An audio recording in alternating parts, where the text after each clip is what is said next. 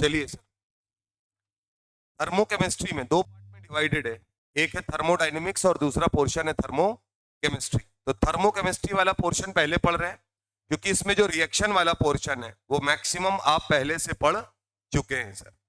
पहली चीज हमको सिर्फ इतना बता दीजिए, क्या हम लोगों ने ये पढ़ रखा है कि डेल्टा एच ऑफ रिएक्शन, अभी कुछ नहीं उतारना है बेटा, डेल्टा एच ऑफ रिएक्शन जब हम निकालते हैं तो क्या हम इसको बोलते थे, चेंज इन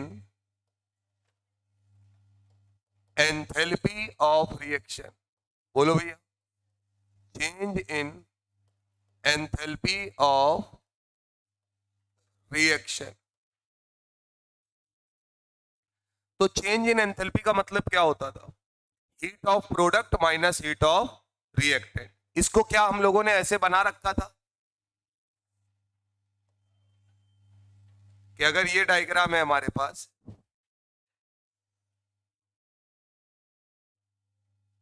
तो क्या यहां पे हम लोग समझ रहे थे कि ये हमारा रिएक्टेंट है और ये हमारा प्रोडक्ट है, तो जो रिएक्शन है वो रिएक्टेंट से प्रोडक्ट, ये दोनों चीजें बनाइए पहले, अभी इधर कुछ नहीं देखना है।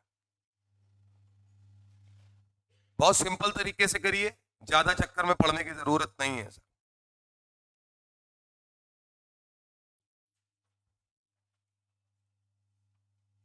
पहला टर्म ही है change in enthalpy of reaction. Basically हम लोग पढ़ रहे हैं हीट ऑफ रिएक्शन के बारे में, यानी किसी भी रिएक्शन में हीट का जो इन्वॉल्वमेंट है उसकी बात कर रहे हैं।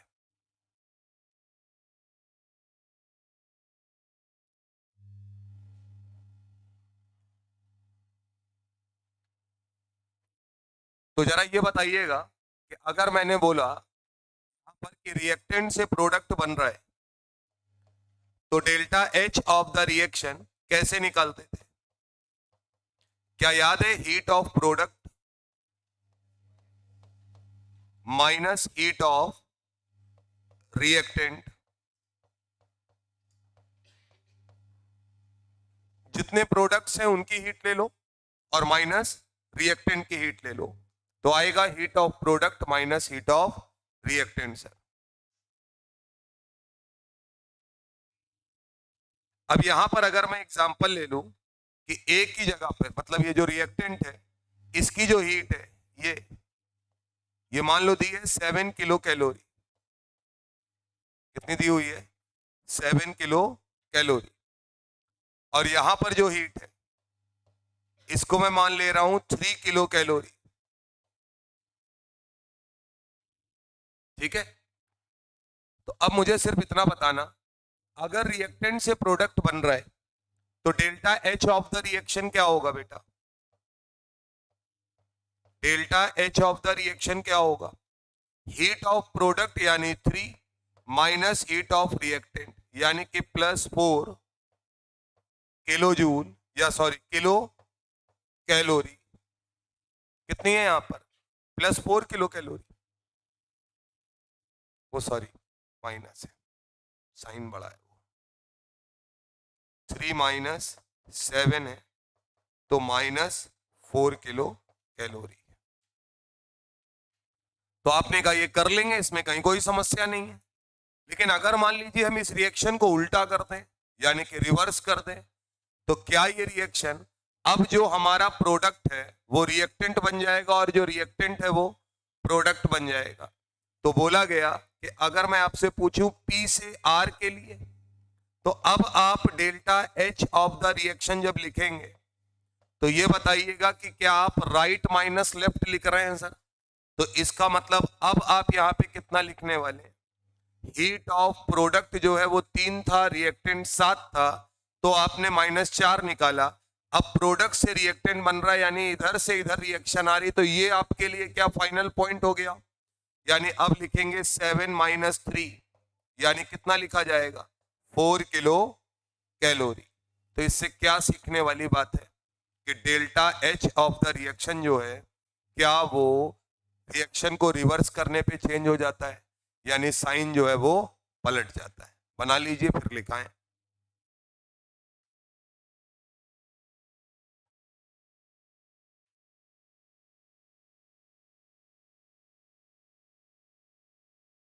Delta H of the reaction जो है वो क्या हो जाएगा, चेंज हो जाएगा।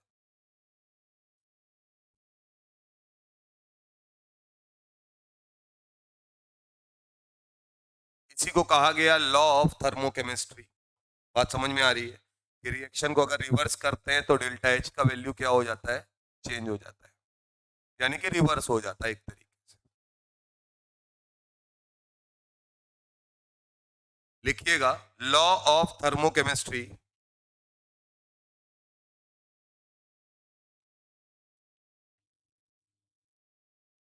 लॉ ऑफ थर्मोकेमिस्ट्री, और इस लॉ को बोला गया है Lavoisier and Laplace law. Lavoisier and Laplace law. लिखिएगा according to this law, heading डालिएगा Lavoisier and Laplace law. According to this law,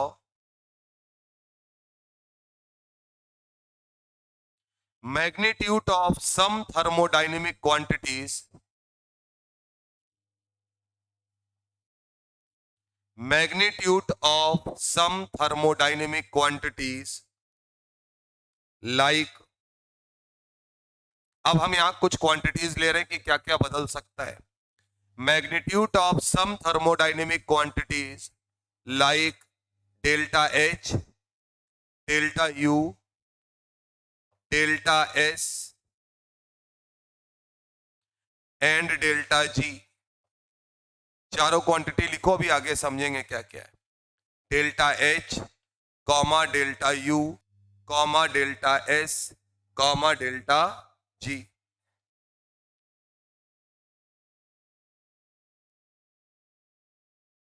remain same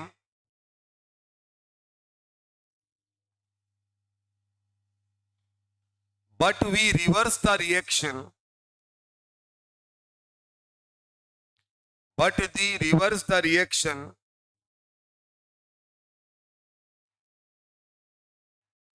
all quantities are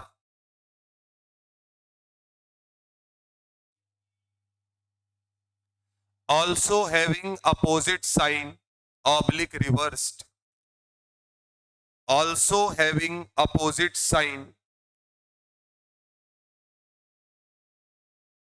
और रिवर्स्ड, यानी कि रिवर्स हो जाएगा। देखो इधर क्या यहाँ डेल्टा एच बेटा -4 आया था और रिएक्शन को पलटा दिया तो क्या आ गया, 4 आ गया।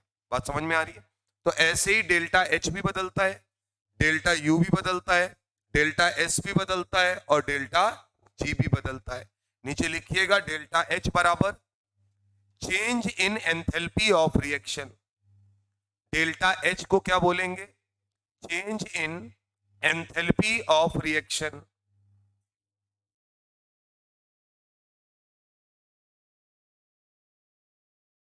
क्लियर बात।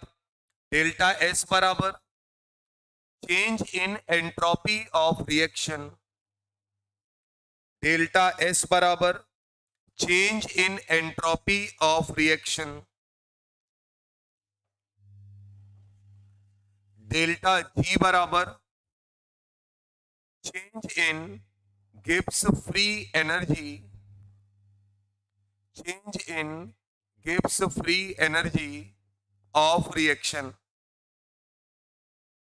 Change in Gibbs free energy of reaction. ठीक बात।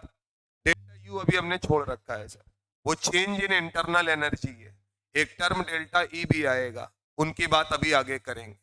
आइए सर, तो एक बात तय है कि अगर आप कोई रिएक्शन करा रहे हैं तो उस रिएक्शन का delta H of the reaction जब लिखा जाएगा तो उसमें हम क्या करेंगे, रिएक्टेंट और प्रोडक्ट की जो एनर्जीज हैं उसमें प्रोडक्ट की एनर्जी का सम माइनस रिएक्टेंट की एनर्जी का सम करते हैं।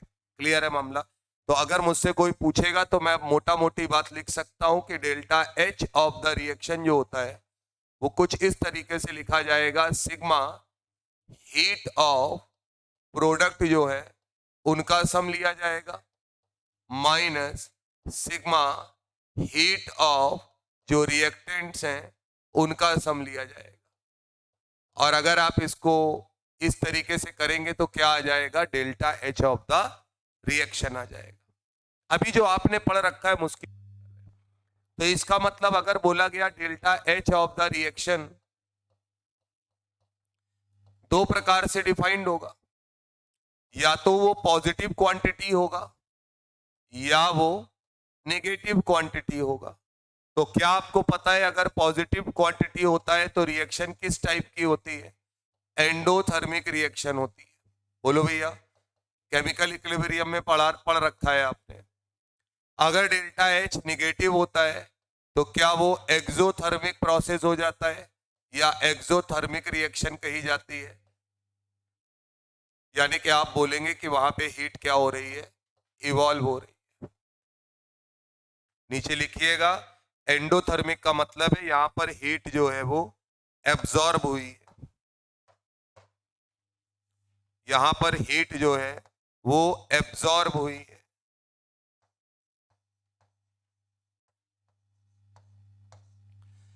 एक्सोथर्मिक का मतलब यहां पर जो हीट है वो क्या हुई है, इवॉल्व हुई। ठीक है सर, कोई दिक्कत नहीं है। मेन बात पे आएंगे डायरेक्ट। जो सवाल होते हैं वो किस तरीके से किए जाते हैं। पहला पन्ना एनसीईआरटी का है सर। एनसीईआरटी ने इसी चीज को, टर्म को नाम दिया रिएक्शन एंथैल्पी। क्या नाम दिया, रिएक्शन एंथैल्पी। लिखा गया the enthalpy change accompanying a reaction is called reaction enthalpy.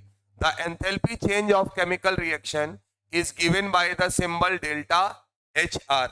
delta HR क्या है, sum of enthalpies of product minus sum of enthalpies of reactant. ये आपको ध्यान रखना है सर।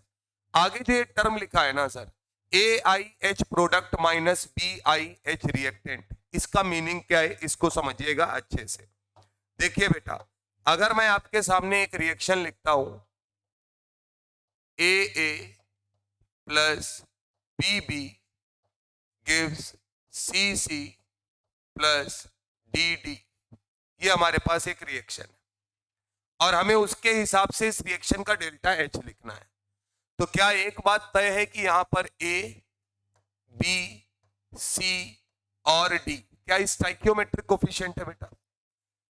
इस कैपिटल ए और कैपिटल बी रिएक्टेंट हैं और कैपिटल सी और कैपिटल डी जो है वो प्रोडक्ट है। तो वो ये कह रहा है कि आप प्रोडक्ट माइनस रिएक्टेंट तो करना, बट ध्यान रखना क्या कि जो स्टोइकियोमेट्रिक कोफिशिएंट है उससे मल्टीप्लाई भी कर लेना।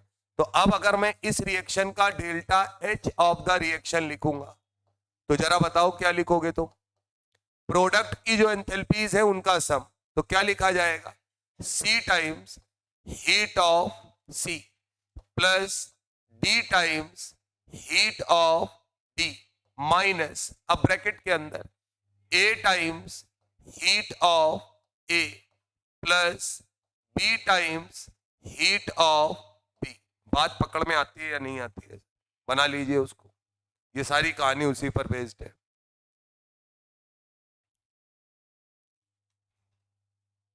यानी अब आपको delta H of the reaction लिखना आना चाहिए।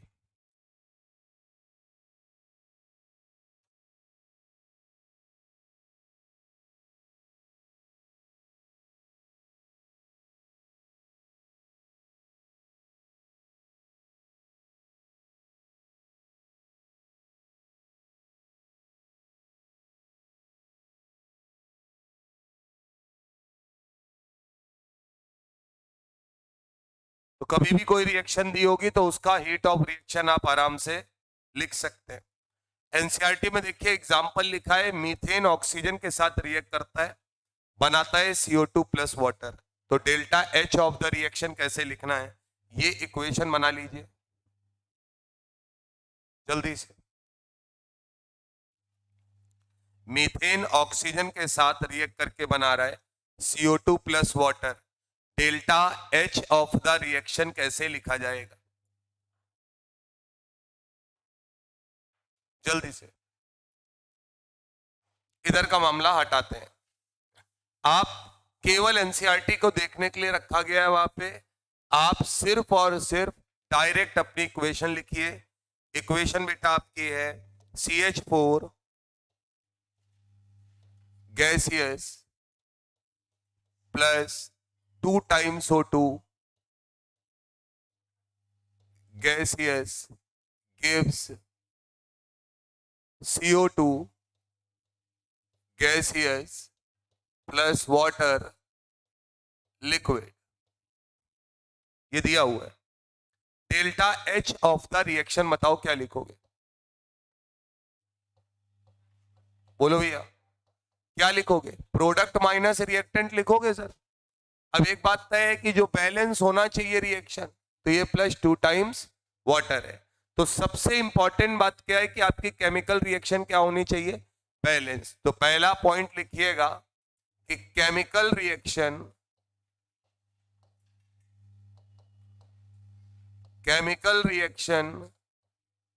Should be balanced.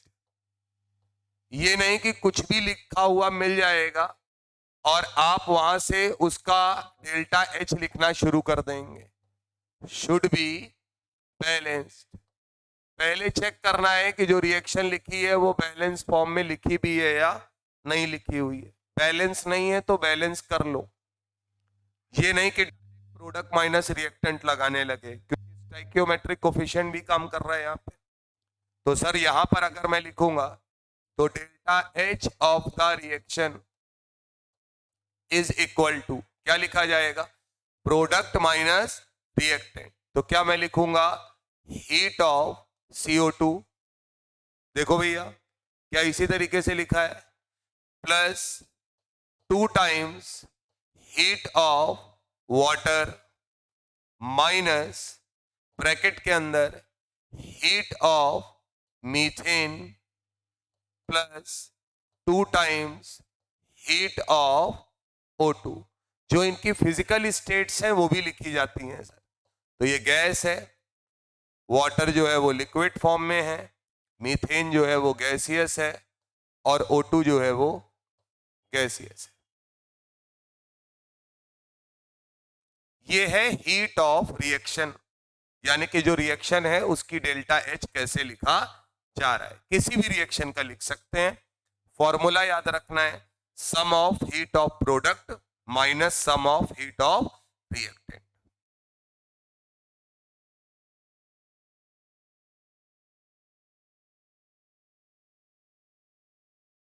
अच्छा एक बात तय है कि जो हीट ऑफ रिएक्शन है जिसको बोल रहे हैं रिएक्शन एंथैल्पी, वो पॉजिटिव भी हो सकता है और नेगेटिव भी हो सकता है, वो रिएक्शन पे डिपेंड करेगा। ठीक बात।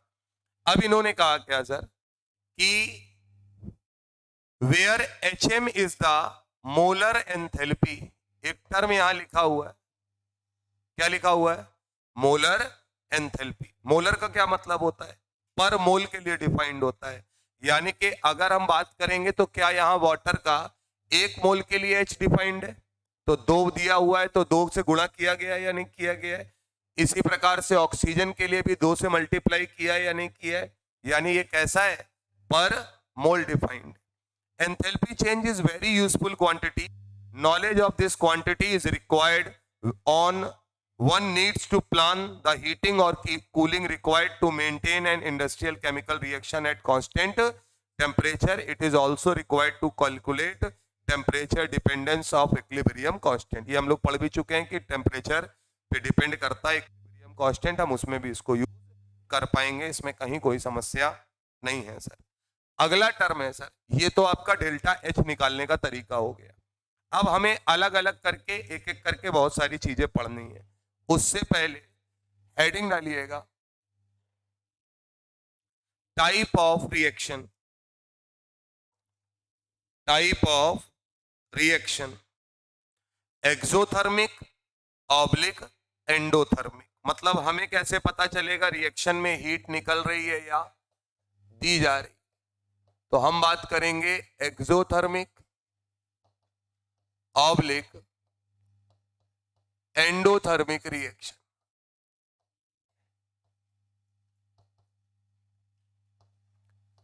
एंडोथर्मिक रिएक्शन देखना बेटा, यहां पर हम दो तरीके से देखेंगे।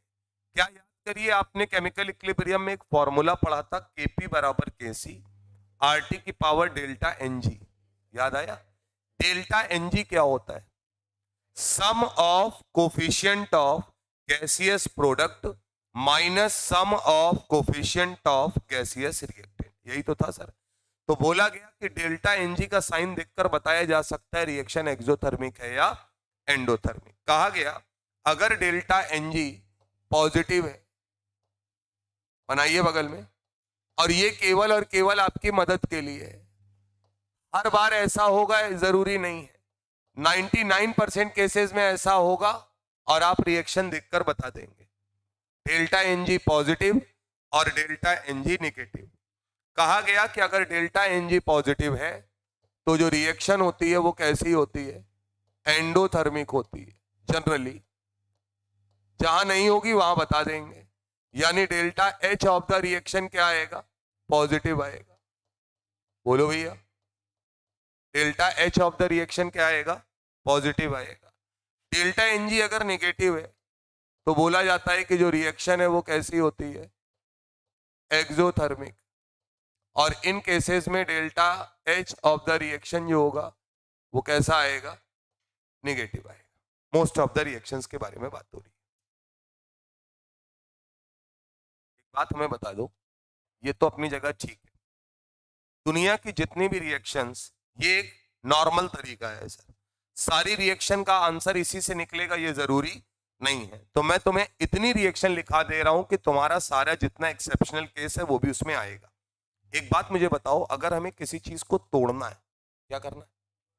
तो एनर्जी देनी पड़ेगी या एनर्जी रिलीज होगी? देनी पड़ेगी। दुनिया में जितनी भी एसिड बेस रिएक्शन, कैसी? एसिड और बेस। एसिड बेस रिएक्शन का मतलब न्यूट्रलाइजेशन है। जितनी भी न्यूट्रलाइजेशन रिएक्शन है एसिड बेस के साथ मिलाओ तो हीट इवॉल्व होता है, वो सारी किस कैटेगरी में आएंगी? एक्सोथर्मिक। बात समझ में आ रही? जितनी भी बॉन्ड डिसोसिएशन वाली होंगी, थर्मल डिकम्पोजिशन वाली होंगी, वो सब किस कैटेगरी में आएंगी? एंडोथर्मिक। बिना हीट दिए काम बनने वाला नहीं है। जैसे सर पहला है, और एक एक करके समझना। पहली रिएक्शन है C2H2 plus 5/2 times O2 gives 2 times CO2 plus water. बना लीजिए सर। रिएक्शन का नाम भी लिखते जाएंगे। हाइड्रोकार्बन को ऑक्सीजन की प्रेजेंस में जलाना। क्या सर कार्बन और हाइड्रोजन हाइड्रोकार्बन है? किसी भी चीज को ऑक्सीजन की प्रेजेंस में जलाना कहलाता है कंबशन रिएक्शन। क्या कहलाता है? मोल कंसेप्ट में हम लोगों ने बात कर रखी है सर। तो इसका मतलब ये कैसी रिएक्शन है? Combustion reaction. ये कैसी रिएक्शन है? Combustion reaction. ठीक बात। कहा जाता है जितनी भी कंबशन रिएक्शन होती हैं वो सब की सब हमेशा किस कैटेगरी में आती हैं सर? एक्सोथर्मिक। क्या आपकी वाली जो बात है वो कंफर्म हो रही है? यहां पे डेल्टा Ng देखो कितना बन रहा है, आ रहा है या नहीं? ये 2 है, ये हाफ है। अच्छा एक बात सुन लो, हाइड्रोकार्बन ये गैसियस है, ये गैसियस है, ये गैसियस है और ये गैसियस है। तो मेरे हिसाब से डेल्टा Ng अगर निकालेंगे तो क्या 2 + 1 लिखेंगे, प्रोडक्ट के गैसियस कोफिशिएंट का सम माइनस रिएक्टेंट के गैसियस कोफिशिएंट का सम, यानी कि 1 + 5/2 यहां ब्रैकेट में होगा। तो क्या ये आएगा आपका 3.5 आएगा। यहां से 3 है, -0.5 बोलो या -½ बोलो, तो डेल्टा Ng क्या आया? नेगेटिव। तो क्या आपकी बात यहां सही हो गई कि डेल्टा Ng नेगेटिव आया, इसलिए कैसा है? एक्सोथर्मिक। मगर एक डेटा याद रखना है, हाइड्रोकार्बन को ऑक्सीजन की प्रेजेंस में जलाना, किसी भी चीज को जिसके अंदर कार्बन या हाइड्रोजन है, तो वो कौन सी रिएक्शन की कैटेगरी में आता है? Combustion reaction. नाम याद रखना है, बना लीजिए।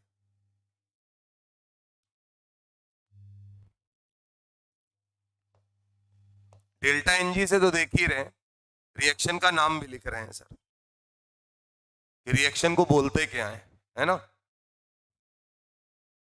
क्योंकि टाइप ऑफ रिएक्शन है, बार बार हम वो टर्म यूज करेंगे, तुमको पता भी होना चाहिए ना कि क्या टर्म आ रहा है सर।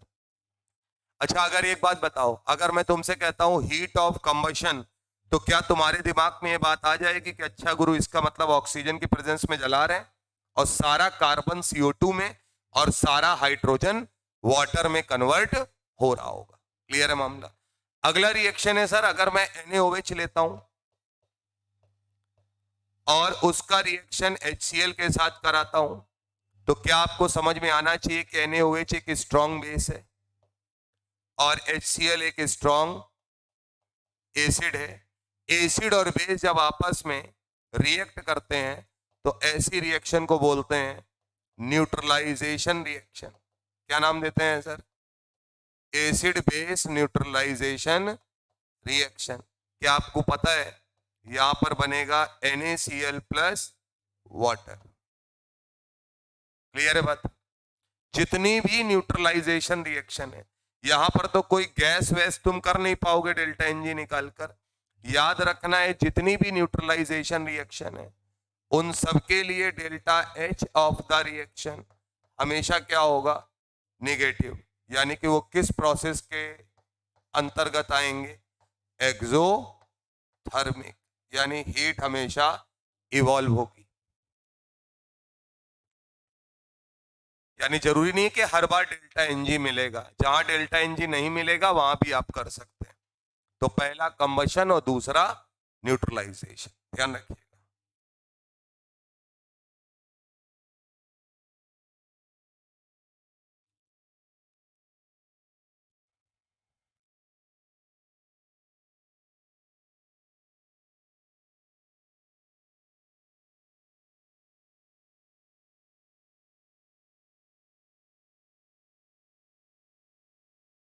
चलिए सर, तीसरा है सर, अगर आपको रिएक्शन लिखी है hydrogen atom plus hydrogen atom gives H2 gaseous.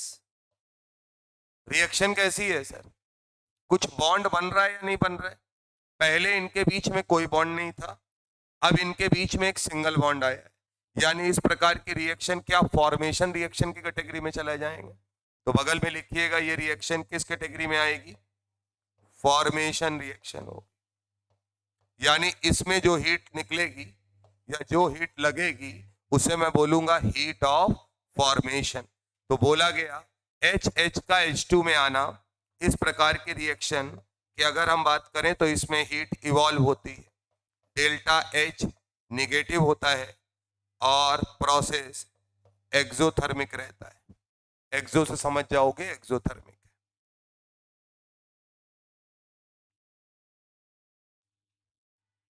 कुछ रिएक्शंस हम लिखा रहे हैं पहले ही कि जिससे तुमको दिमाग में रहे कि यह होता है। ये जनरल टर्म है, delta n g positive delta n g negative से देखा जा सकता है 100% काम नहीं करता है। जहां पर नहीं काम करेगा वो रिएक्शन पहले ही लिखा रहे हैं आपको।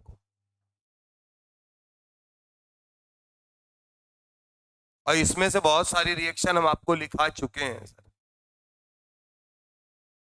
एक चौथी रिएक्शन आएगी N2 plus O2 gives NO। हटाएं इसको। चलिए सर, रिएक्शन नंबर 4 लिखिएगा, N2 plus O2 gives 2 times NO। सब कुछ यहां गैस है, ये भी गैसियस, ये भी गैसियस और ये भी गैसियस। अच्छा, डेल्टा एनजी से कुछ नहीं होने वाला है क्योंकि डेल्टा एनजी 0 है यहाँ पे। अरे बोलो मेरे भाई।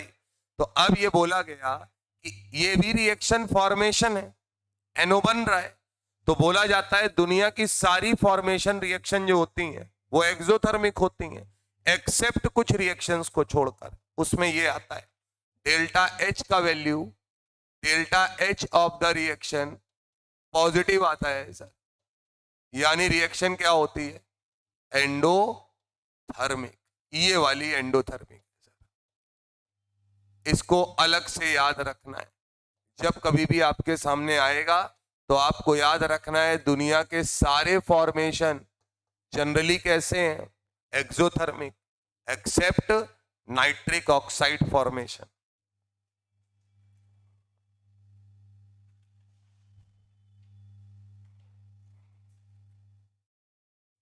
और उसके पीछे का रीजन लिखिएगा, बगल में लिखिएगा, nitrogen gas contains N triple bond N.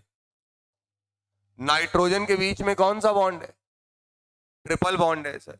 तो बोला जाता है कि इस बॉन्ड को जब हम ब्रेक करते हैं तो ब्रेक करने के लिए काफी एनर्जी लगती है, required more energy, so reaction is endothermic. काफी रिएक्शन मतलब काफी एनर्जी रिक्वायर्ड होती है, इसलिए हम इसको क्या बोलते हैं, एंडोथर्मिक रिएक्शन बोलते हैं।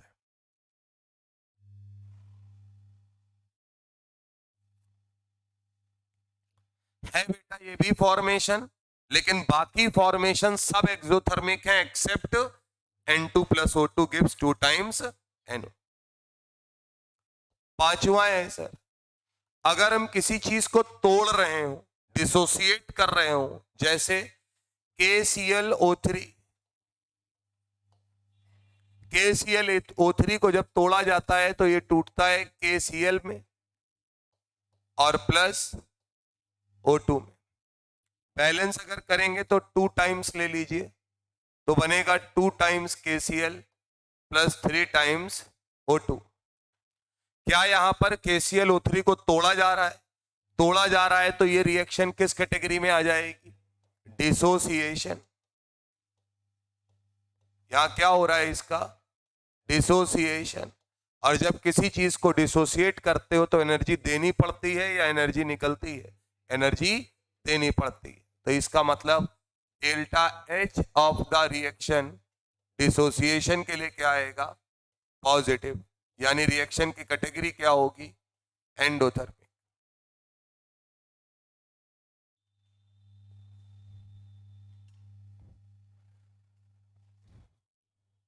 छठा है सर, हम ले रहे हैं NaCN प्लस वाटर,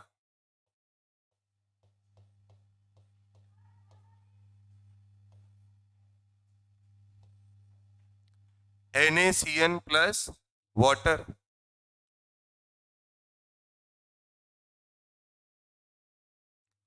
NaCN एक सॉल्ट है सर, क्या है, सॉल्ट है, और पानी में डाल रहे हैं, तो पानी में डालकर हम इसे तोड़ रहे हैं, यानी कि NaOH प्लस HCN बना रहे हैं।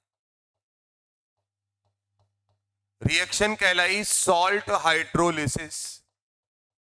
क्या नाम आया रिएक्शन का, सॉल्ट हाइड्रोलिसिस। और सॉल्ट हाइड्रोलिसिस जो हो रहा है इसमें हमेशा हीट इवॉल्व होगी, यानी delta H of the reaction negative. और सॉल्ट हाइड्रोलिसिस किस कैटेगरी में आता है, एक्सोथर्मिक।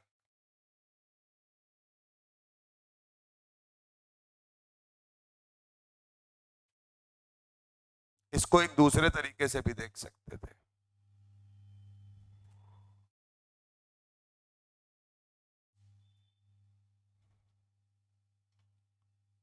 क्या ये जो सॉल्ट है वो NaOH प्लस HCN से मिलकर बना हुआ है, तो पानी के अंदर डाल रहे हैं तो पानी इसके साथ रिएक्ट करेगा और रिएक्ट करके हीट को क्या करेगा, इवॉल्व करेगा। इसलिए हम इसे क्या नाम दे रहे हैं, सॉल्ट हाइड्रोलिसिस रिएक्शन।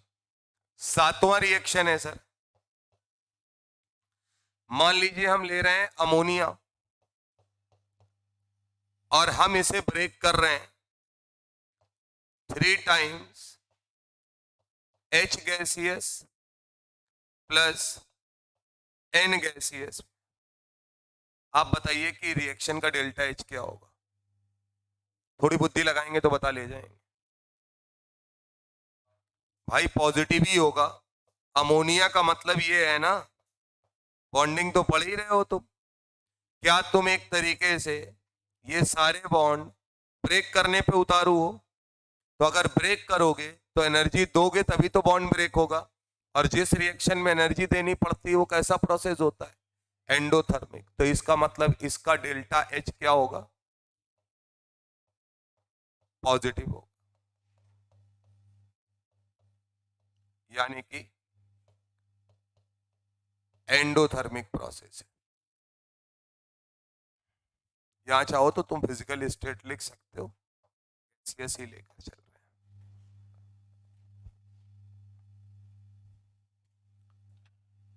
अब ये बताओ, इस रिएक्शन में तुमने बॉन्ड को क्या किया है? ब्रेक किया है। तो डेल्टा एच को हम एंथैल्पी बोल रहे हैं। तो अब हम इसी को बोलेंगे बॉन्ड डिसोसिएशन एंथैल्पी। क्या नाम देंगे?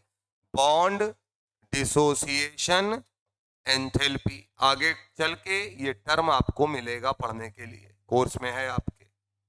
Bond dissociation enthalpy.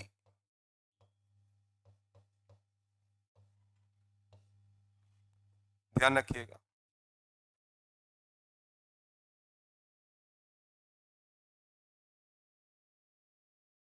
अगला प्रोसेस सर, मतलब मैक्सिमम लिख रहे हैं, नॉर्मल तो डेल्टा एनजी वाला लिख दिए हैं। उसके आगे की बात कर रहे हैं कि अगर जिनमें नहीं दिखेगा तो वहां पे आप किस तरीके से करेंगे, ये आपको ध्यान रखना है।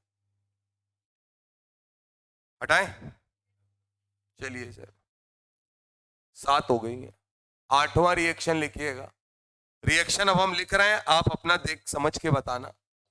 Na लिखा है, माइनस इलेक्ट्रॉन लिखा है, और यहां बन रहा है Na प्लस। नवा रिएक्शन है सर, O लिखा है, प्लस इलेक्ट्रॉन लिखा है, बन रहा है O माइनस। 10वां रिएक्शन है, half N2 plus 3/2 H2 gives ammonia. सब कुछ गैसियस फेज में। ये सब भी जो है गैसियस में ही लिए गए।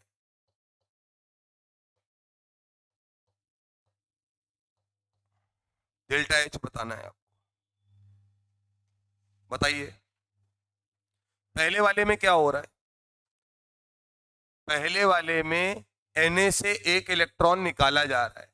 किसी भी गैसियस एटम से एक इलेक्ट्रॉन निकालने पर लगने वाली एनर्जी आयनाइजेशन एनर्जी होती है या नहीं होती है? तो लगने वाली एनर्जी का मतलब आपको एनर्जी क्या करनी पड़ेगी? देनी पड़ेगी। तो तय बात है कि delta H of the reaction जो होगा यहां पर, वो 100% क्या होगा? पॉजिटिव होगा। और प्रोसेस कैसा होगा? एंडोथर्मिक होगा। क्लियर है भाई? और इस प्रकार की एनर्जी को हम नाम क्या दे रहे हैं? ये रिएक्शन किस कैटेगरी में आएगी? आयनाइजेशन एनर्जी की कैटेगरी में आ जाएगा। ध्यान रखिएगा, आयनाइजेशन एनर्जी।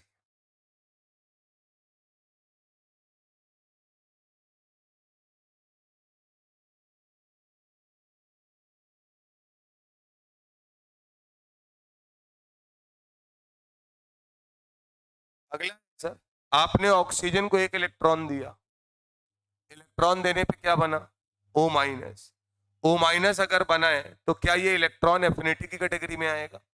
इलेक्ट्रॉन एफिनिटी का मतलब होता है कि आपने अगर इलेक्ट्रॉन प्रोवाइड किया है तो जाहिर सी बात है, या छोड़ दो अभी इसको, इसको अलग से पढ़ लेंगे, इसको हटा दो, इस पे आओ। इसके लिए बोलो, दिमाग लगाना, सोच समझ के बताना। क्या N2 और हाइड्रोजन को हमने ये हेबर्स प्रोसेस पढ़ रखा है या नहीं? क्या यहाँ पे अमोनिया फॉर्म हो रहा है या नहीं हो रहा है? तो क्या ये हीट ऑफ फॉर्मेशन है? तो हीट ऑफ फॉर्मेशन होगा तो एक ऐसा प्रोसेस होगा एक्सोथर्मिक, या delta H of the reaction कैसा होगा? नेगेटिव होगा। ऑक्सीजन का केस अभी इसलिए हटा दिया है कि उसको अलग से ही पढ़ लेंगे। उसमें दो अलग अलग कहानियां हैं, एक साथ पढ़ोगे तो कंफ्यूज होगे। नीचे लिख लेना कि ये रिएक्शन फॉर्मेशन की कैटेगरी में आएगी।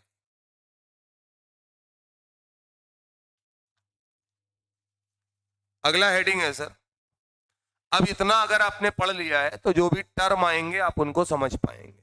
जैसे सर,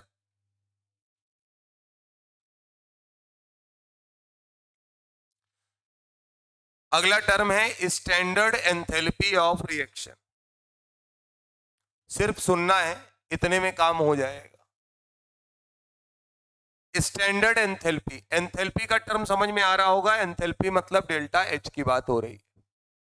स्टैंडर्ड का मतलब होता है कि हमने कुछ टेम्परेचर या प्रेशर यहां पर ले रखा होगा। तो कहा गया enthalpy of reaction depends on the condition under which a reaction is carried out. It is therefore necessary that we must specify some standard condition. The standard enthalpy of reaction is the enthalpy change for a reaction when all the participating substance are there in standard states. The standard state of a substance at specified temperature is its pure form at pressure कितना लेना है 1 बार। बोला जैसे example standard state of liquid ethanol at 298 kelvin is pure liquid ethanol at 1 बार। Standard state of solid iron at 500 degree kelvin is pure iron at 1 बार। Usually data are taken at 298 kelvin. Standard condition are denoted by adding the superscript to the symbol delta H. कुल मिलाकर ये कह रहे हैं कि जब आप प्रेशर और टेम्परेचर को स्पेसिफाई करेंगे तो अभी तक आप बार बार क्या लिख रहे थे, delta H of the reaction लिख रहे थे या नहीं लिख रहे थे। अब हम क्या नोट करेंगे, delta H of the reaction और ऊपर क्या लगाएंगे, नॉट। माइनस लिखा है वो बेसिकली नॉट है साहब, क्लियर है बात। तो डेल्टा एच नॉट का मतलब क्या होगा, standard change in enthalpy of reaction. और स्टैंडर्ड कंडीशन का मतलब होता है एक स्पेसिफिक टेम्परेचर जिसको बोला जाए रूम टेम्परेचर, और साथ में प्रेशर कितना लिया जाएगा वहां पर 1 बार। तो ये डेफिनेशन उतार लीजिए साहब, यहां से लेकर यहां तक ये एनसीईआरटी की लाइन है, इसको प्रॉपर उतार लो, बिना इसके काम बनेगा नहीं।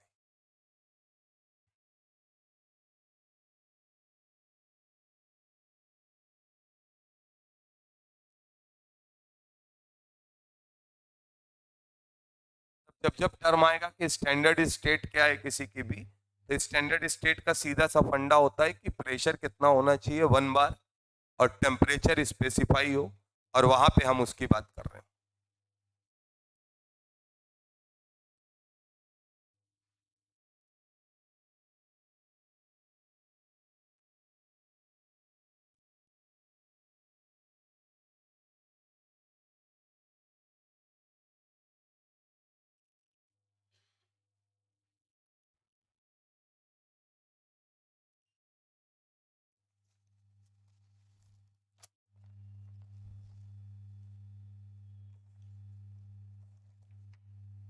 कि इसमें डायरेक्ट आएगा, देखो तुम्हारे पास सवाल और तुमको बड़ा अच्छे से समझना पड़ेगा। तो स्टैंडर्ड टेम्परेचर भी देखो ये लिखा है, जो 25 डिग्री सेल्सियस लिखा है उसके लिए कितना है 298 kelvin. Pressure 1 bar, temperature 298 kelvin. तो इसका मतलब है वो हम स्टैंडर्ड कंडीशन ले रहे हैं। तो स्पेसिफिक टेम्परेचर इसलिए क्योंकि हर एक के लिए टेम्परेचर अलग अलग है लेकिन प्रेशर सेम है ना।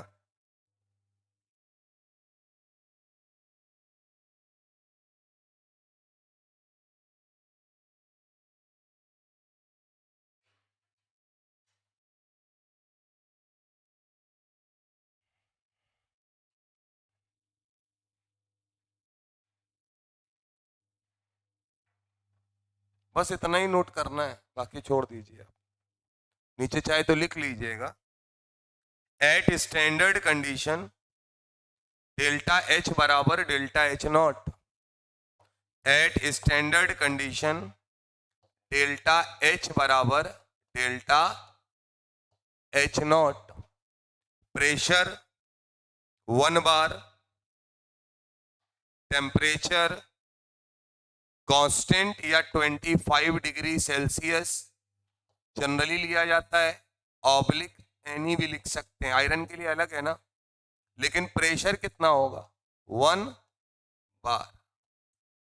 ये स्टैंडर्ड कंडीशन है, यहां नहीं लिखा है लेकिन याद रखना है, कई बार अगर कंसंट्रेशन लेना पड़े तो स्टैंडर्ड कंडीशन में कंसंट्रेशन कितना लिया जाता है 1 मोलर।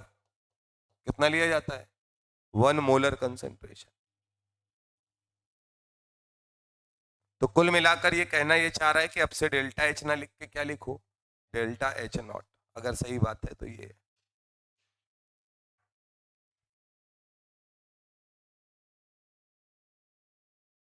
अगला टर्म है सर, चले अगला टर्म है सर। अब एंथैल्पी चेंज में बहुत सारी चीजें यहां पर हैं, तो इसको हम दूसरे तरीके से पढ़ते हैं क्योंकि समझ में आपको आएगा नहीं, एक एक करके एक एक टर्म डिवाइड करेंगे।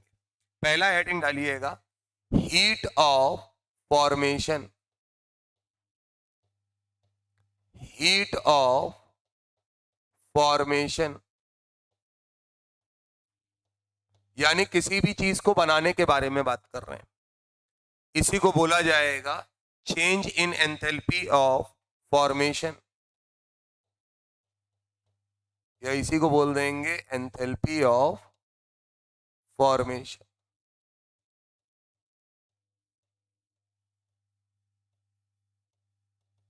इसी पे डायरेक्ट सवाल आना शुरू हो जाएगा।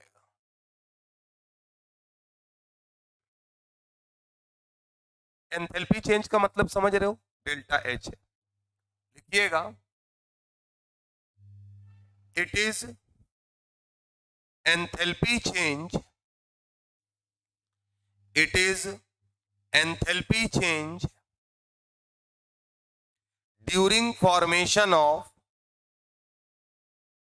it is enthalpy change,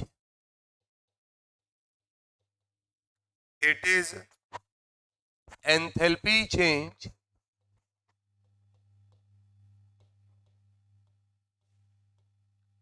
during formation of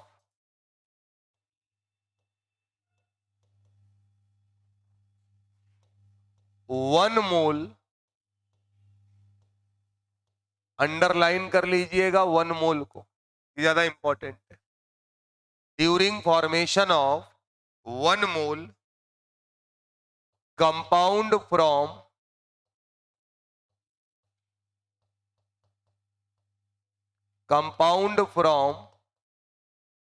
its constituents elements,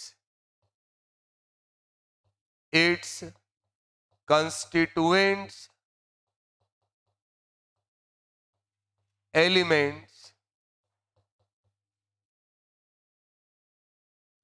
in their standard state, in their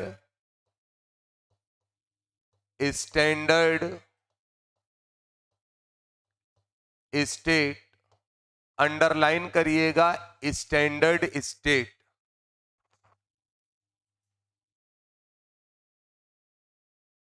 ठीक बात, क्या कहानी है, क्या चक्कर है, समझना।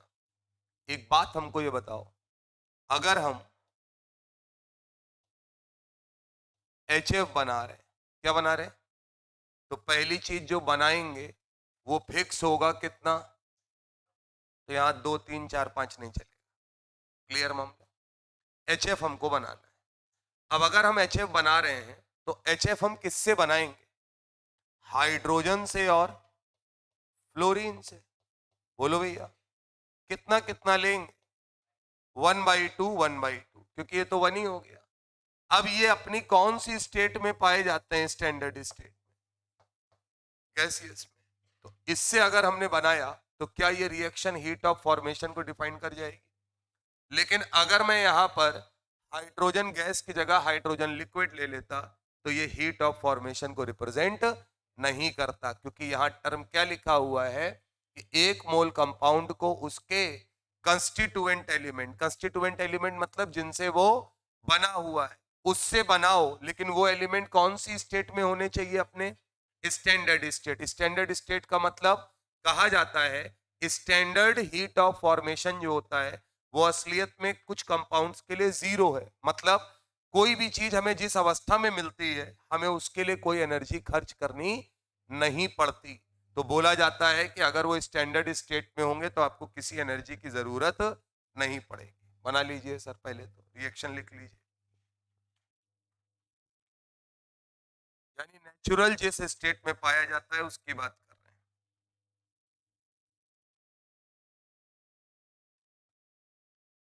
अभी पीछे नॉट बोल रहे थे तो, है ना?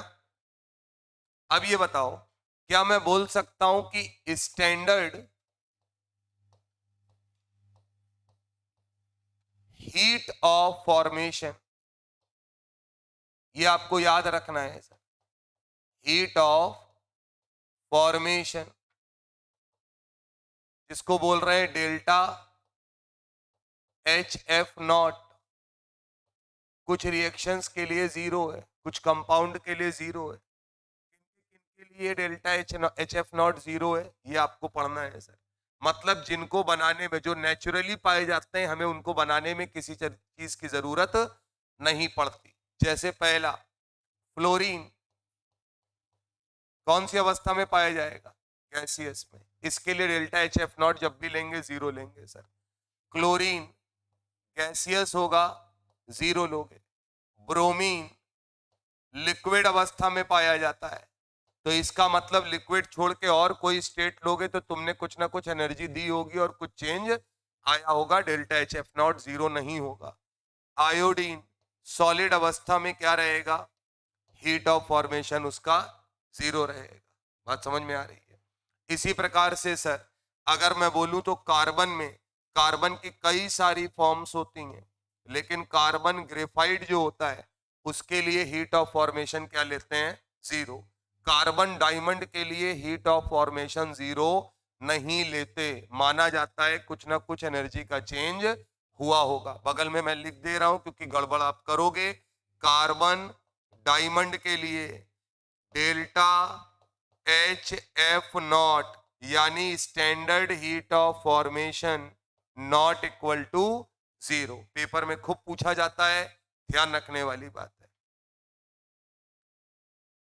उसके बाद सर O2 कौन सी अवस्था में मिलता है? गैसियस। ऑक्सीजन तुमको बनाना पड़ता है क्या? कुछ जलाते हो तो ऑक्सीजन बनाते हो पहले, कि बना बनाया मार्केट में मिल रहा है? सर बना बनाया है, यानी तुम्हें इसके लिए कोई एनर्जी खर्च करने की जरूरत नहीं है सर। हाइड्रोजन गैसियस अवस्था में मिलता है, कोई दिक्कत नहीं। नाइट्रोजन गैसियस अवस्था में मिलता है, कोई दिक्कत नहीं है सर। क्लियर है मामला? इसके बाद है मैक्सिमम लिखा दे रहे हैं। फॉस्फोरस में कई सारी फॉर्म है, लेकिन व्हाइट फॉस्फोरस के लिए हीट ऑफ फॉर्मेशन 0 माना गया है।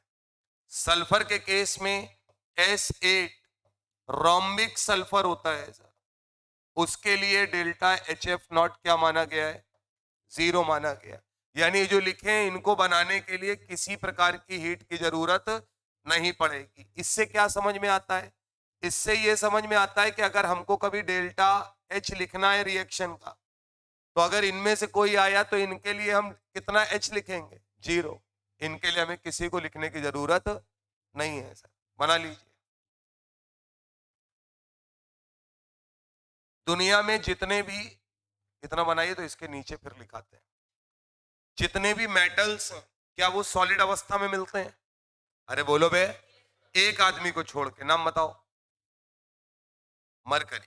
वो केवल कौन सी स्टेट में है? लिक्विड में। तो हम उसका स्टैंडर्ड स्टेट क्या मानेंगे? लिक्विड। ध्यान रखिए, ये तो अलग से लिख लेना भैया। डायमंड के लिए 0 नहीं होता। और कब हम बोलेंगे कि हीट ऑफ फॉर्मेशन है किसी का भी?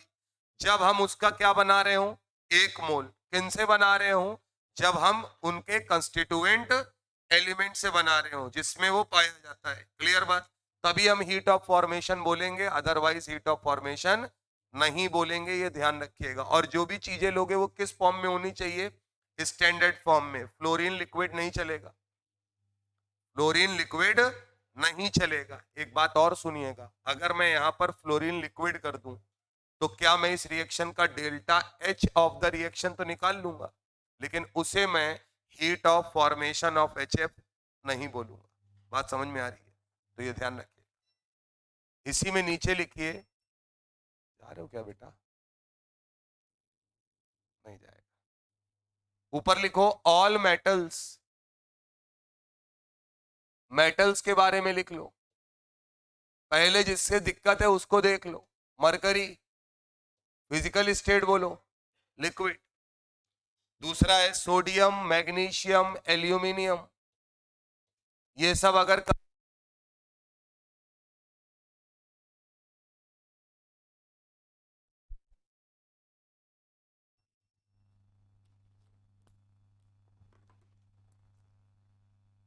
देख ले रहे हैं, चेंज हो जाए तो हो ही जाए।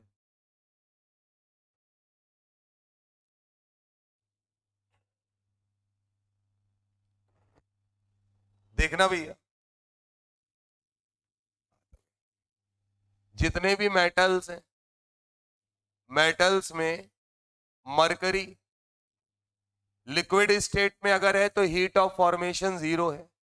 सोडियम सॉलिड में है तो हीट ऑफ फॉर्मेशन जीरो है। मैग्नीशियम सॉलिड में, एल्यूमिनियम सॉलिड में। इन सब के लिए डेल्टा एच एफ नॉट क्या लिया जाएगा? जीरो। बना लो। इन सब के लिए डेल्टा एच एफ नॉट यानी हीट ऑफ फॉर्मेशन हमेशा क्या लिया जाएगा? जीरो। अब यहां पे कुछ चीजों का हीट ऑफ फॉर्मेशन लिखना आना चाहिए। एक बात बताओ, हीट ऑफ फॉर्मेशन रिएक्शन जो है वो क्या है? सामने वाला कितना बने? 1 मोल। किससे बने? अपने कंस्टिट्यूएंट एलिमेंट से, यानी जिसमें वो पाया जाता है वो उससे बने। ठीक बात। अगर मैं तुम्हारे सामने लिखूं, इधर देखो, carbon solid plus O2 gaseous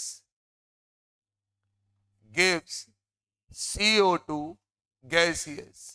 एक रिएक्शन ये लिखी है। एक रिएक्शन हमने लिखी, carbon monoxide gaseous of O2 gaseous gives CO2 gaseous. अच्छे से समझ लो, इसमें विकेट गिरता है आदमी का।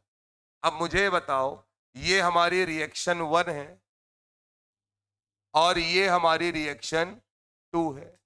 इसमें से हम किस रिएक्शन को heat of formation reaction for CO2 gaseous बोलेंगे? दोनों में CO2 बन रहा है, पहले वाले को। क्यों? कार्बन डाइऑक्साइड है, कार्बन डाइऑक्साइड 1 मोल बन रहा है क्या? हाँ बन रहा है। अब इसके अंदर कौन कौन पाया जाता है? कार्बन और ऑक्सीजन। कार्बन किस अवस्था में पाया जाता है? सॉलिड, लिखा हुआ है। ऑक्सीजन किस अवस्था में पाया जाता है? O2, लिखा हुआ है। यानी क्या पहली वाली रिएक्शन जो है वो heat of formation of CO2 को रिप्रेजेंट कर रही है? तो फर्स्ट रिएक्शन किसको रिप्रेजेंट कर रही है? Heat of formation of CO2। ये रिप्रेजेंटेशन है, delta H F not CO2। अच्छा, स्टैंडर्ड समझ में आ रहा है? नॉट का मतलब, क्योंकि कार्बन स्टैंडर्ड अवस्था में किस फॉर्म में? सॉलिड में ही पाया जाए। बना लीजिए। दूसरी वाली रिएक्शन क्या बता रही है? वो केवल और केवल CO2 की बन रहा है, CO2 के फॉर्मेशन को बता नहीं रहा है। ये ध्यान रखना है।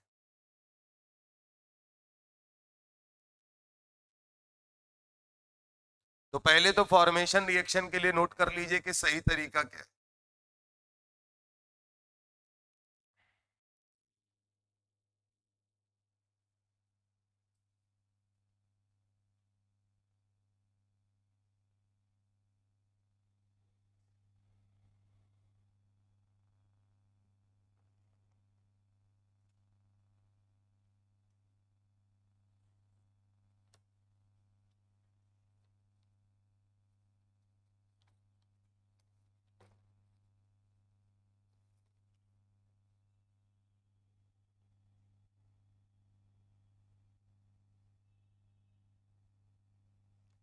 अब तुम्हें लग रहा होगा कि कभी आएगा तो तुम निकाल ले जाओगे, बात समझना। अब यहां भी एक झंझट है साहब, वो झंझट क्या है इसको समझिएगा। सॉलिड से तो हमने कर लिया, कहीं कोई दिक्कत नहीं है। अब दो रिएक्शन लिखी, देखना, carbon graphite plus O2 gives CO2 gaseous. एक ये, अब हम और चेंज कर रहे हैं, एक ये और एक है carbon diamond plus O2 gaseous gives CO2। सुनते जाना कहानी, ये एक रिएक्शन है, ये एक रिएक्शन। क्लियर बात। हर रिएक्शन का अपना एक डेल्टा H होता है, तो इस रिएक्शन का delta H of the reaction क्या होगा बताओ? प्रोडक्ट माइनस रिएक्टेंट, यही तो होगा, बोलो भैया। यहां पर भी इस रिएक्शन का एक अपना डेल्टा H होगा, वो भी क्या होगा? Sum of heat of product minus sum of heat of reactant, यही। अब आप कर लो जरा, आते हैं। हीट ऑफ प्रोडक्ट कौन है यहाँ पे? CO2। तो क्या हम लिखेंगे? Heat of formation of CO2। अरे बोलो ना यार, नॉट लगा के ही लिखना है हमको, क्योंकि स्टैंडर्ड कंडीशन पे ले रहे हैं सर। तो क्या लिखा? Heat of formation of CO2 minus bracket के अंदर रिएक्टेंट में कौन कौन है? Heat of formation of carbon graphite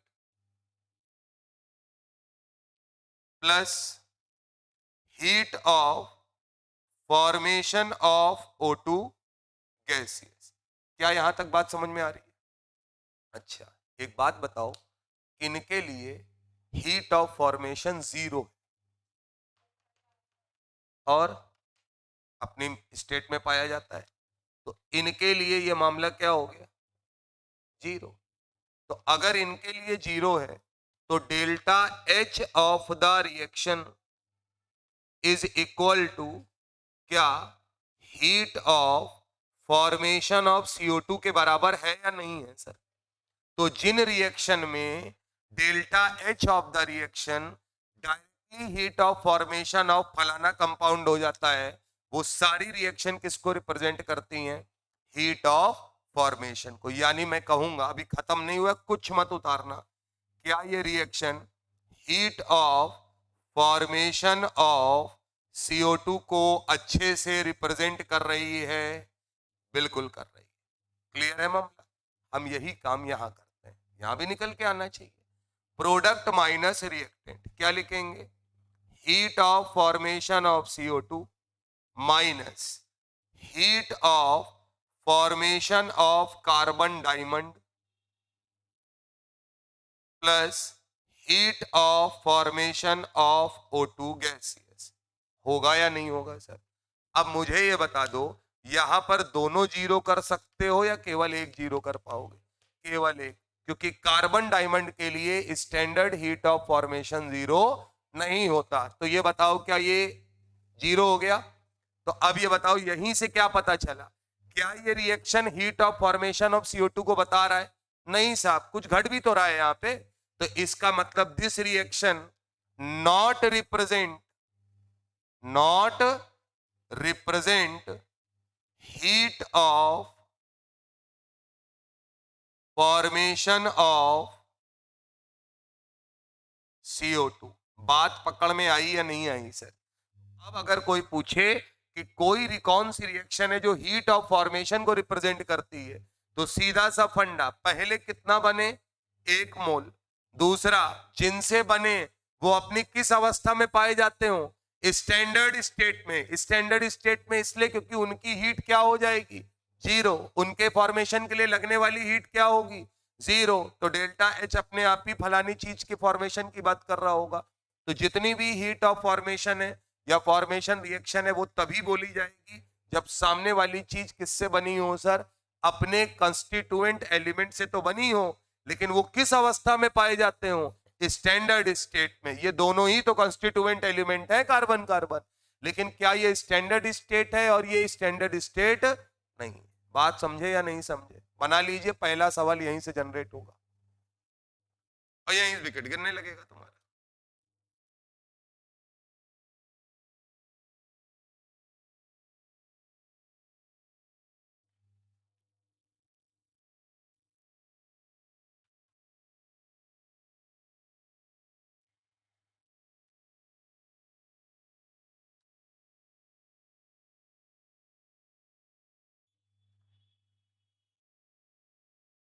अब हम आपको कुछ रिएक्शंस लिखेंगे और आप हमको उनका standard heat of formation reaction complete करेंगे, ठीक है ना? और याद रखना डिफाइंड कितने मोल के लिए है? पर मोल, एक मोल के लिए, है ना? यार एक बात बताओ, अच्छा अगर एक मोल ना होता, इधर देखो बेटा, अगर ये एक मोल ना होता तो क्या यहां कोई नंबर गुणा होने लगता? शुरुआत की क्लास में पढ़ा दिया, इसीलिए पहली क्लास में सारा बेसिक पहले पढ़ाया है। क्या जो भी स्टाइकियोमेट्रिक कोफिशिएंट होगा वो मल्टीप्लाई हो जाता है हमेशा? तो इसका मतलब फिर वो एक के लिए कहां आता? वो तो 2 मोल के लिए आने लगता है CO2 के। तो किसी का भी हीट ऑफ फॉर्मेशन किसके लिए डिफाइंड है? पर मोल के लिए डिफाइंड।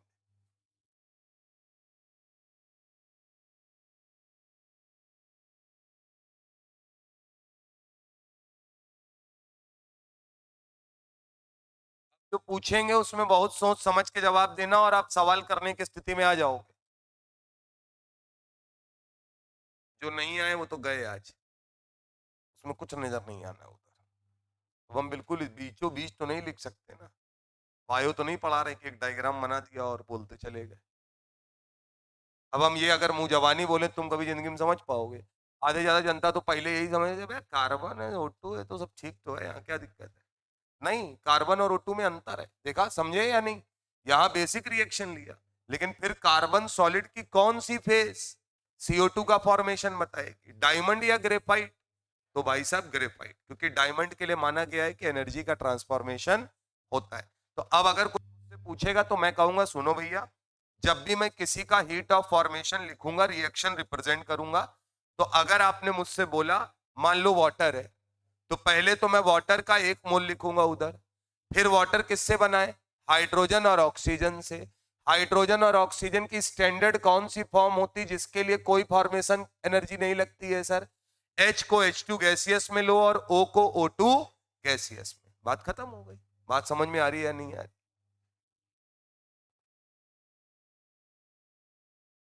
चलें हटाएं, बाकी लोग जब तक लिखो। Right the standard heat of formation reaction, right the standard heat of formation reaction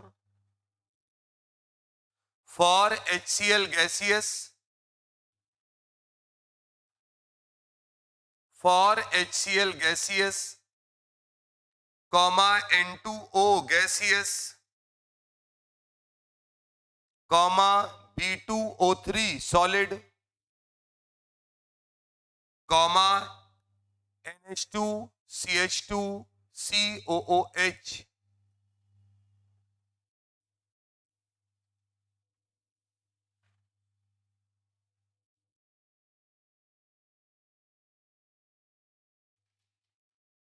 बता रहे हैं, हटाएं इसको। चलो कोई बात नहीं, तुम नहीं बना पाए कोई दिक्कत। जो हम पूछेंगे वो बताना। हमने जानबूझ के थोड़े डिफिकल्ट लिए कि वो अगर ये कर ले जाओगे तो बाकी तो कर ही ले जाओ।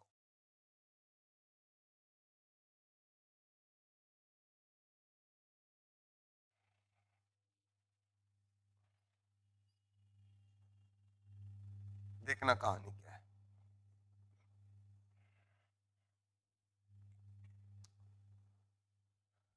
देखते HCl हम इधर लिख दे रहे हैं, पहले हमको HCl बनाना है,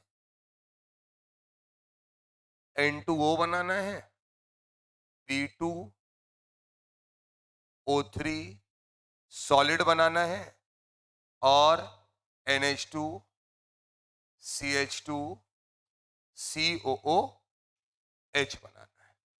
हमें इनकी हीट ऑफ फॉर्मेशन रिएक्शन लिखनी है। यहां हमने HCl गैसियस लिखा है, N2O गैसियस। देखना भाई, उतारना नहीं है। अब तो तुम उतार ही लोगे अपने हिसाब से।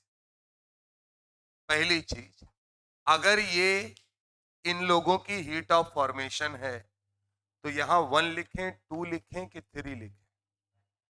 है, क्योंकि पर मोल डिफाइंड है, तो इधर कोई कलाकारी नहीं हो। अब क्या देखें, ये किससे बना है? अरे मुंह खोल के बोलो।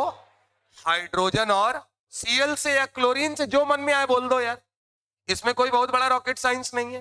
हाइड्रोजन और क्लोरीन से बना है, तो हाइड्रोजन और क्लोरीन की कौन सी स्टेट स्टैंडर्ड स्टेट लेते हो?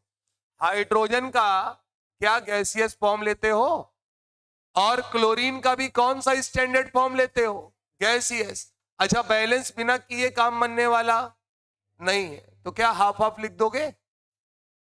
पकड़ में आया कि नहीं आया? अभी कुछ नहीं उतारने, हम सारे करवा देंगे। N2O किससे बना है? नाइट्रोजन से और ऑक्सीजन से। नाइट्रोजन किस अवस्था में पाया जाता है? N2 में। ऑक्सीजन O2 में। बैलेंस करो, क्या दोनों की फिजिकल स्टेट गैसियस ली जाती थी? यहां आते हैं सर, किससे बना है? बोरॉन से और ऑक्सीजन से। बोरॉन जिसका ना पता हो तो है तो एलिमेंट ही ना, कौन सी अवस्था लोगे? सॉलिड। और ऑक्सीजन O2। बैलेंस जब करोगे तो क्या यहां 2B और यहां 3/2 O2 लिखोगे? क्योंकि यहां कुछ भी लिखो कोफिशिएंट कोई फर्क नहीं पड़ता है। यहां सबका कोफिशिएंट कितना होना चाहिए? 1, 1 और 1, क्योंकि हीट ऑफ फॉर्मेशन किसके लिए डिफाइंड है? पर मोल के लिए। पर मोल का मतलब 1 मोल। इधर आओ, कितना बड़ा कंपाउंड लिखा हो कोई फर्क नहीं पड़ता है, आप अपने बेसिक पे रहो। इसके अंदर क्या है? नाइट्रोजन है, हाइड्रोजन है, कार्बन है और ऑक्सीजन है, इन्हीं से मिलकर बना है। ठीक बात। किसी ने कहा सर क्या क्या ले लें? बोले देखो भैया, एक तो हाइड्रोजन ले लेना, वो गैसियस में लेना। बोले ठीक। ऑक्सीजन लेना गैसियस में, नाइट्रोजन लेना गैसियस में, और भैया कार्बन जब लेना तो केवल और केवल कौन सी फॉर्म लेना? ग्रेफाइट, क्योंकि उसी के लिए हीट ऑफ फॉर्मेशन 0 है। सर बात समझ में आ रही है या नहीं? यहां डायमंड नहीं ले लेना है किसी भी तरीके से। अब रिएक्शन बैलेंस कर लो। कार्बन कितने हैं साहब? 1 और 1 2, तो बनाओ 2। नाइट्रोजन कितना है? 1, तो इसको आधा कर दो। ऑक्सीजन यहां कितना है? 2, बना रहने दो। हाइड्रोजन कितना है? 2, 2 4 और 1 5, यानी कि 5/2। और इनके मम्मी पापा नहीं बनना है तुमको कि ये बट्टे में क्यों आ रहा है, आने दो, उससे कोई फर्क नहीं पड़ता। मतलब तुम किसी का भी हीट ऑफ फॉर्मेशन लिख सकते हो या नहीं लिख सकते हो, इसलिए आर्बिट्री लिखवाए हम। बात समझे? SO3 का, P4O10 का तो दुनिया लिखवा रही है सर, इनका लिख लोगे तो किसी का भी लिख लोगे तुम।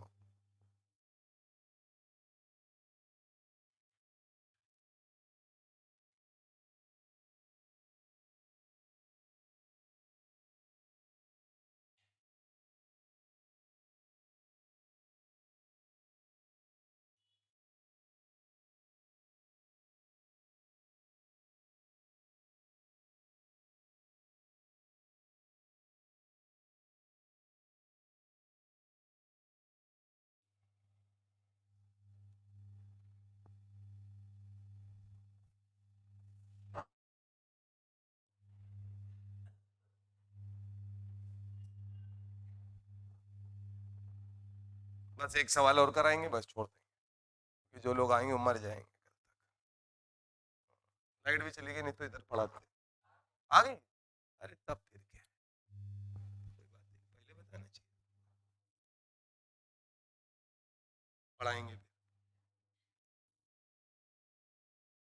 हाँ, और लाइट आ गई तो फिर क्या दिक्कत? फिर तो इसको खत्म ही कर देंगे ना, बिल्कुल उनको भी खत्म कर देंगे जो नहीं आए। वो कल पता ही नहीं चले, कुछ नया पढ़ाएंगे इसके आगे।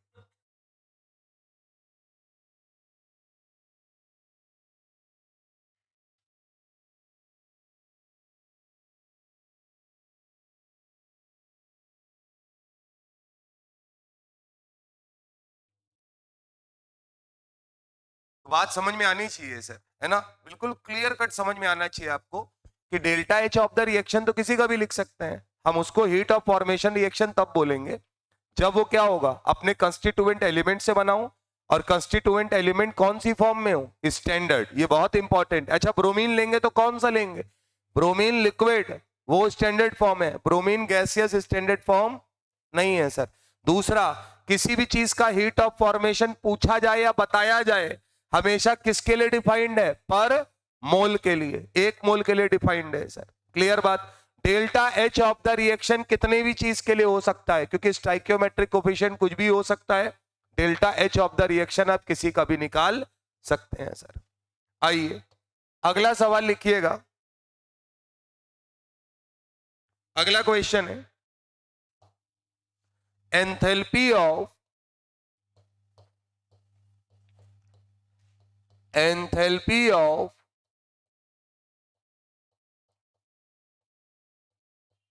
फॉर्मेशन, अब सवालों पर आ रहे हैं sir. Enthalpy of formation of ammonia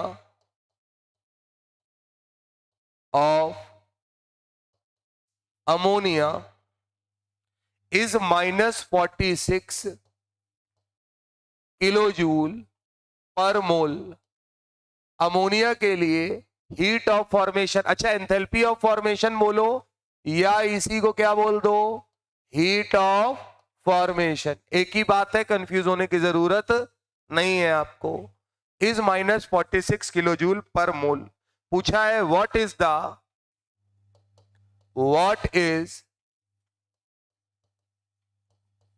the enthalpy change, what is the enthalpy change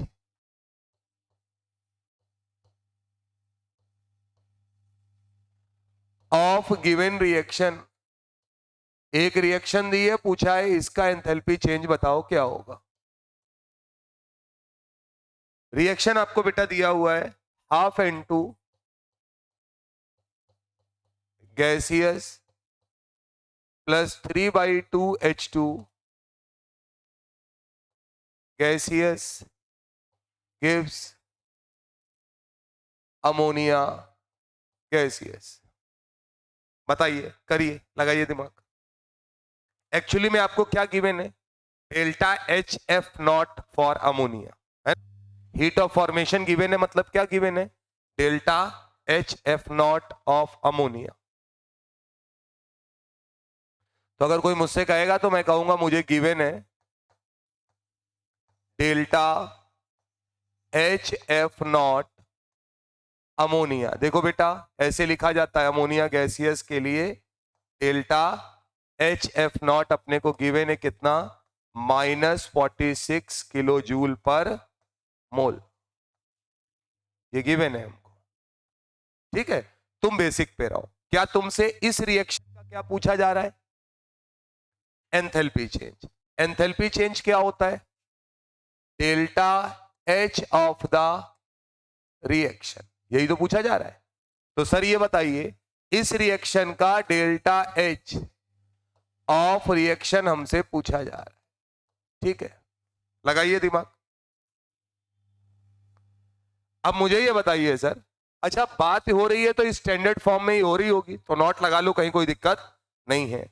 अब मुझे बताओ कि delta H of the reaction, तुम अपने बेसिक पे रहो, क्या होता है बोलो, सिग्मा प्रोडक्ट की heat minus heat of reactant, यही तो लोग है, प्रोडक्ट माइनस रिएक्टेंट लेते थे। अब जो लोग लिखे उनको लिख डालो जरा। अच्छा स्टाइकियोमेट्रिक कोफिशिएंट जो होगा उससे गुणा करेंगे, इसमें कहीं कोई समस्या नहीं है। तो क्या यहां अमोनिया लिखा है, तो मैं लिखूंगा heat of formation of ammonia minus bracket के अंदर लिखूंगा हाफ टाइम्स, यह भी पीछे लिखवाया है, heat of formation of nitrogen plus 3/2 times heat of formation of hydrogen, यही तो लिखा जाएगा। अब सुनो जरा, delta H of the reaction निकालना है आपको, और यहां से कुछ सीखने को मिलेगा, उसको समझना। क्या ये बताओ N2 के लिए 0 है, हाइड्रोजन के लिए 0 है, तो इसका मतलब डेल्टा HF अमोनिया कितना दिया है, -46।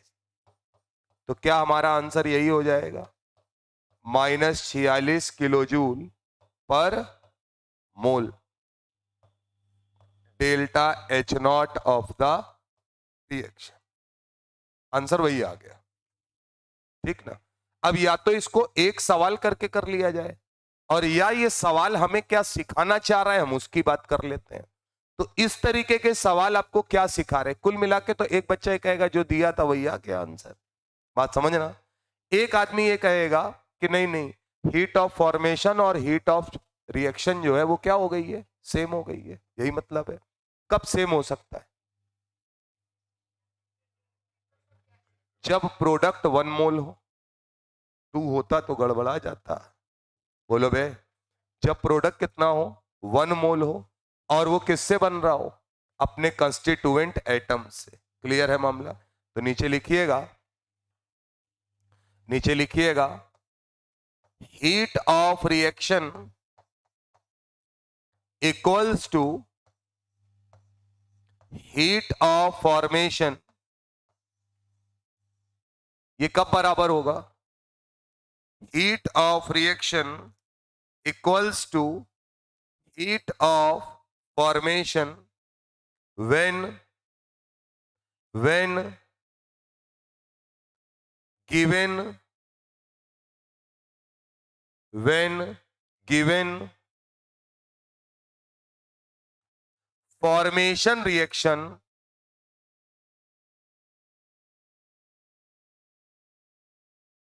when given formation reaction of any compound, किसी कंपाउंड के लिए क्या गिवन दी, वो फॉर्मेशन रिएक्शन, ब्रैकेट में लिखिएगा पर मोल, पर मोल, तभी आप ये काम करेंगे, अदरवाइज ये काम मत करिएगा सर।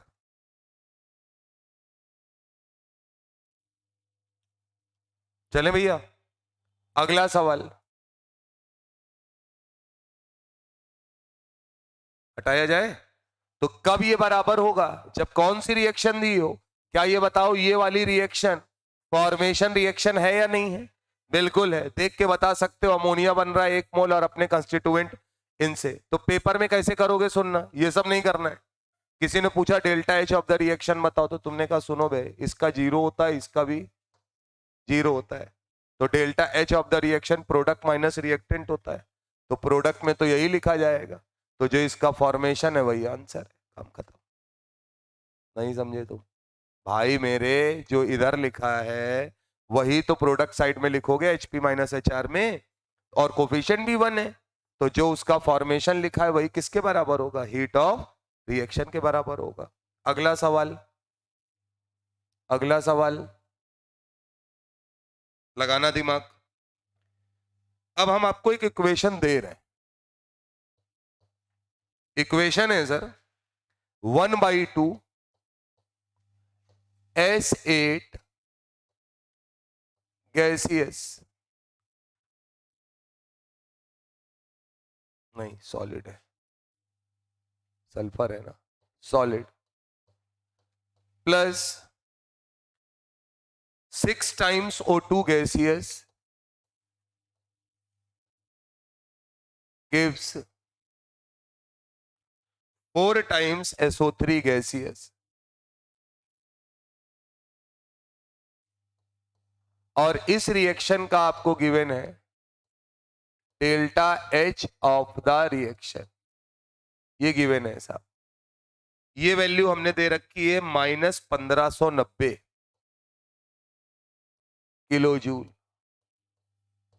कितनी दी है, -1590 kilo joule.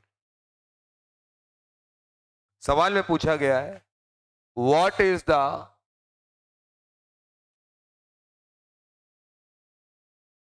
Standard enthalpy of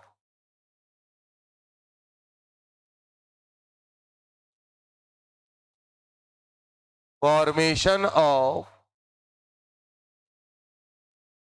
SO3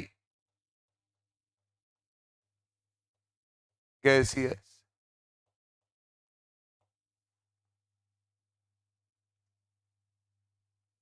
ठीक है ना। पहली चीज मुझे ये बता दो, जो उधर लिखा है सब लोग कर लो अपने अपने हिसाब से, बताओ हमको क्या आएगा आंसर।